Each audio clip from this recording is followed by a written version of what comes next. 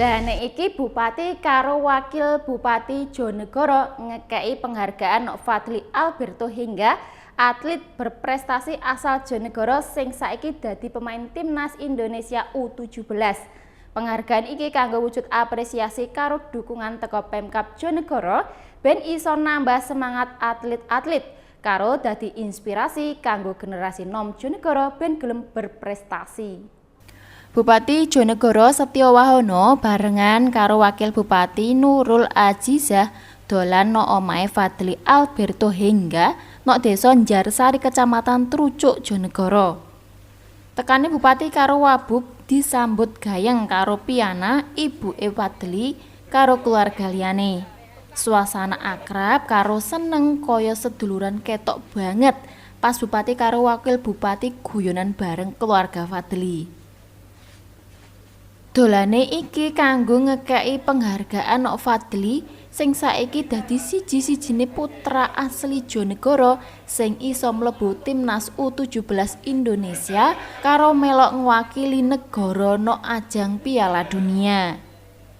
Bupati Setyo Wahono kondo nek prestasi sing diolehi Fadly kuwi ora kur dadi kebanggaane keluarga, tapi yo dadi kebanggaan kabeh masyarakat Jonegoro. Pemkab bakal terus tekon ndukung karo nyengkuyung atlet-atlet lokal ben iso nggayoh prestasi sampai level nasional karo internasional.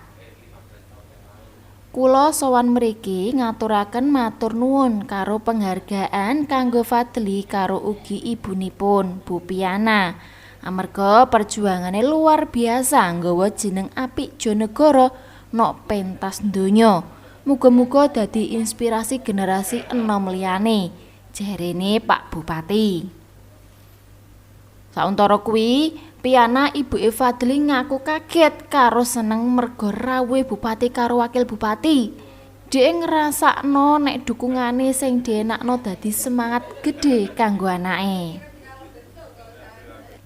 Kula aturaken matur nuwun sanget, mboten nyangka niki rawuhe Pak Bupati karo Bu Wakil Bupati. Mugi saged nambah semangat karo berkah tumrah anak kula. Jare Bu Piana karo kudu nangis. Kaya sing wis dingerteni, Fadly Alberto Hingga dadi salah siji pemain andalan timnas U17. Dhek wis nyumbang 2 gol. Siji pas ngelawan Yaman karo sijine meneh pas ngelawan Afghanistan.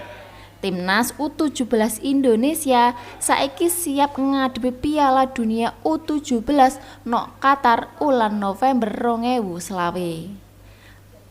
Edo Jodi Aldian, CTV Bojonegoro.